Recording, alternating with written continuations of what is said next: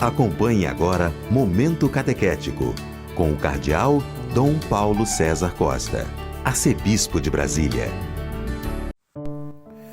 Amados e amadas de Deus, estamos celebrando essa terça-feira da 13ª semana do Tempo Comum. Temos diante de nós um texto tirado do capítulo 8º do Evangelho de São Mateus, dos versículos 23 a 27. Naquele tempo, Jesus entrou na barca e seus discípulos o acompanharam. E eis que houve uma grande tempestade no mar, de modo que a barca estava sendo coberta pelas ondas. Jesus, porém, dormia. Os discípulos aproximaram-se e o acordaram, dizendo: Senhor, salva-nos, pois estamos perecendo. Jesus respondeu: Por que tendes tanto medo, homens fracos na fé? Então, levantando-se, ameaçou os ventos e o mar, e fez-se uma grande calmaria. Os homens ficaram admirados e diziam: Quem é este homem que até os ventos e o mar lhe obedecem? Amados e amadas de Deus, o Evangelho apresenta Jesus aqui que está na barca, e a barca está no mar.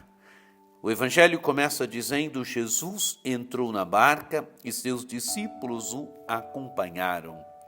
Jesus entra na barca, está com seus discípulos.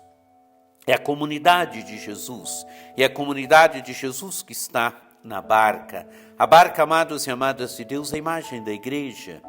A imagem, sim, dessa pequena comunidade de Jesus com seus discípulos, Jesus e os 12. Mas a barca também relembra para nós a imagem da igreja.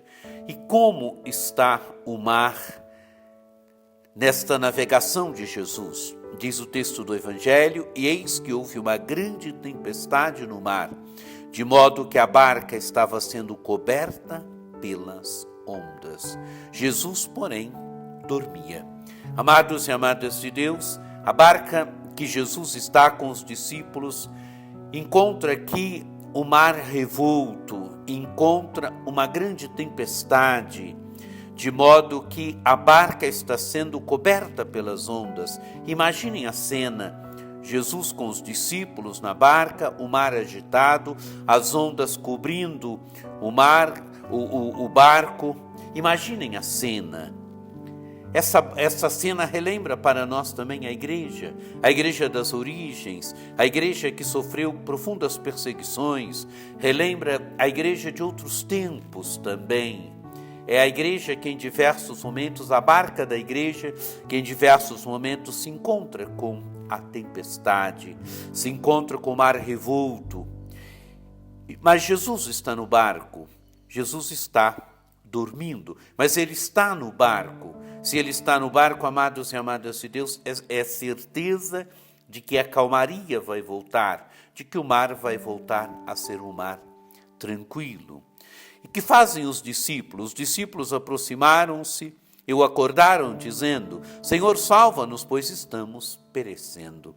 Amados e amadas de Deus, Senhor, salva-nos, pois estamos perecendo. Os discípulos pedem a salvação de Jesus. Amados e amadas de Deus, é preciso pedirmos a salvação de Jesus. É preciso pedirmos que Ele acalme o mar. Quando a tempestade abate sobre a igreja, quando a tempestade abate sobre a vida de cada um de nós, sobre a vida da nossa família, sobre o barco da nossa vida pessoal, sobre o barco da nossa família, é preciso chamar pelo Senhor, é preciso dizer como os discípulos: Senhor, salva-nos, pois estamos perecendo. Diz o texto do Evangelho: Jesus respondeu: Por que tendes tanto medo, homens fracos na fé? Amados e amadas de Deus, primeiro a censura de Jesus: Por que tendes tanto medo, homens fracos na fé?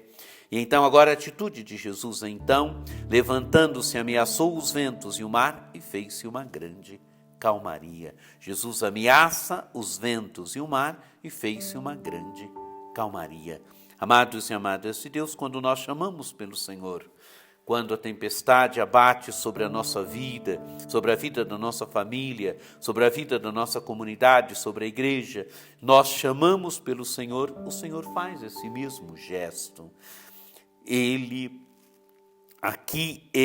acalma o mar, Ele acalma os ventos onde a calmaria vem, onde agora a calmaria reina. Diz o texto do Evangelho, os homens ficaram admirados e diziam: quem é este homem que até os ventos e o mar obedecem? Amados e amadas de Deus, Jesus é aquele que acalma os ventos e o mar, Jesus é aquele que traz de volta a calma, agora podem navegar. O barco da nossa vida pode navegar com tranquilidade, o barco da vida da nossa família pode navegar com tranquilidade, o barco da igreja pode navegar com tranquilidade. Mas o Evangelho termina dizendo: quem é este homem que até o vento e o mar obedecem? Quer dizer, o Evangelho quer nos dizer também algo de Jesus, quer revelar também para nós Jesus. Jesus é o Filho de Deus, que tem poder sobre o vento e o mar. Quer dizer que tem poder sobre as forças da natureza.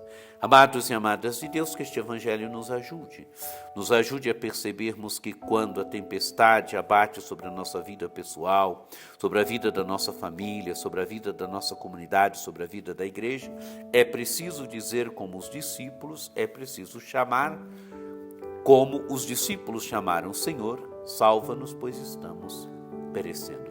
Que este Evangelho nos ajude a nos encontrarmos com mais profundidade com Jesus, aquele que tem domínio sobre os ventos e o mar, aquele ao qual até os ventos e o mar obedecem. Que você tenha um dia muito abençoado, que por intercessão de Nossa Senhora Aparecida, desça sobre vós, sobre vossas famílias, a bênção do Deus Todo-Poderoso, que é Pai e Filho e Espírito Santo. Amém.